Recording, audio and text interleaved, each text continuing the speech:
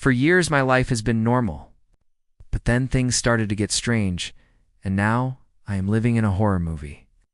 It all began about 2 months ago when the light bulbs in my house started to flicker. They would randomly turn off and on throughout the day. First it was just one bulb in the kitchen, but soon every room was affected.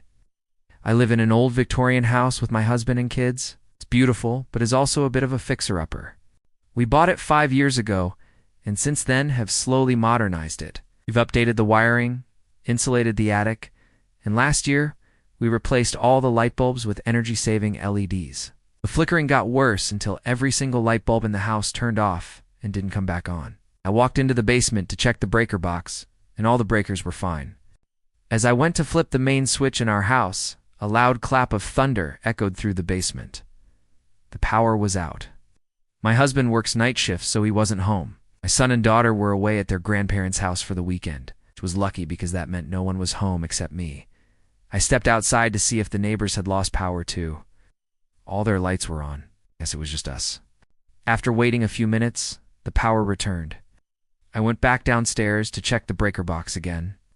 Everything seemed normal. Throughout the rest of the day, the lights flickered constantly. I tried to ignore it, but I couldn't help glancing up at the lights every few seconds. Was it safe? Should I call an electrician? Would this be expensive? How long would it take to fix? Later that evening, after my kids and husband had gone to bed, I heard another loud clap of thunder. The lights flickered rapidly. Then everything went black. I found a flashlight and went downstairs. The main switch had flipped off again. As I stood there in the darkness, trying to figure out what to do, I heard footsteps behind me. I spun around and saw a dark figure standing in the doorway. It was tall and thin and seemed to be floating above the ground. It took a step toward me, and I screamed. The flashlight fell from my hand and the power came back on. I was shaken, but relieved it was just a false alarm. But when I looked down at the floor, I noticed something odd. In the darkness, I had imagined the approaching figure to be my husband. So I assumed that whatever was on the stairs was my husband coming to investigate the noise. Except when the lights came back on, I saw a pair of little girls' shoes on the steps. My daughter hasn't owned these shoes in over a year. I called out for my husband, but of course, he didn't respond. He was asleep upstairs. I went back up to bed. This time, though, I slept with the lights on. The next morning after, of course, losing several hours of sleep, I told my husband about the incident. He thought it was funny and said maybe it was my imagination playing tricks on me. I told him about the shoes and he suggested that perhaps my mind had conjured them up from seeing a similar pair at my mother's house the day before.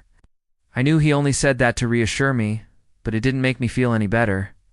That afternoon, while my husband was on his lunch break, I went online to look for electricians. An hour later, my phone rang. It was an electrician who lived close by. He said he was available to come by that afternoon and take a look at my wiring. I accepted and waited. When he arrived, I showed him the basement and the breaker box. He ran a few tests, tested the outlets, and then asked me to follow him upstairs. I grabbed the flashlight from the basement and followed closely behind. At the top of the stairs, he stopped and switched off the overhead light. Immediately, I felt a sense of dread. What was he doing? I could see the faintest flicker in the corner of my eye. "What's that?" I whispered. "Nothing," he replied. "Just a loose wire." He pointed to a cable hanging from the ceiling. He began fixing the lights one room at a time. After he finished, he told me that he'd installed some surge protectors and reinforced the connections in the breaker box. I paid him and watched him leave. That evening, the lights flickered a couple of times, but they stayed on. I figured the electrician had fixed the problem and went to bed feeling more secure. The next morning, I woke up feeling refreshed and ready to start the day. The sun was shining and the birds were singing. What a beautiful day, I thought. Then I remembered. The electrician hadn't fixed anything. He'd merely put a band-aid on the problem. The underlying issue remained, and now I was terrified that it would happen again. And sure enough, that night at 3 a.m., the lights started to flicker. Then they all went out. I tried not to panic, but I had to do something. What if it happened again? What if there was an intruder? What if the house caught fire? I checked the breaker box and everything seemed fine. I decided to go back to bed. But as I climbed in, I heard a strange noise. I strained to listen. It sounded like voices. I couldn't quite make out what they were saying, but they seemed to be coming from the walls. I tried to ignore it, but the whispering grew louder. Then I heard footsteps in the hallway. Again, they seemed to be coming from inside the walls. I curled up in a ball and hoped that whatever it was would pass by. In the morning, after, of course, not sleeping at all, I got up and went to the basement. I could hear scratching sounds. Whatever was in the walls was moving around. I tried to ignore it, but it became impossible when the scratching sounds began coming from the wall next to me. I backed away and tripped over something lying on the floor. It was a small wooden box filled with old newspapers and photos. I opened it and began poring through the yellowed pages. One photo in particular caught my eye. It was a picture of a young girl wearing a blue dress. She was standing next to a staircase, in the same spot where I had seen the dark figure in the middle of the night. On the back, I could see the date. It was taken in 1928.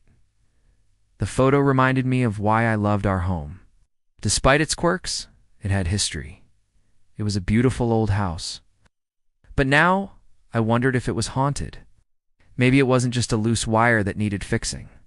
Maybe it was something more. I called an electrician to come back. I wanted to know if the wiring had been tampered with, if it could explain what was happening. He came and inspected the wiring. "It's fine," he said. "There's nothing wrong here." He admitted that he couldn't explain why the lights kept flickering, or why the power kept going out. Now, I'm not sure if it has a haunted house, or if the wiring is just old and needs fixing, or maybe it's something else entirely. But I do know this: we can never sell the house now. The real estate market might be booming, and our home might be worth a lot of money, but it's not for sale, because if I let go of this house, whatever's haunting it will come with me. Thank you for watching, and see you in the next video.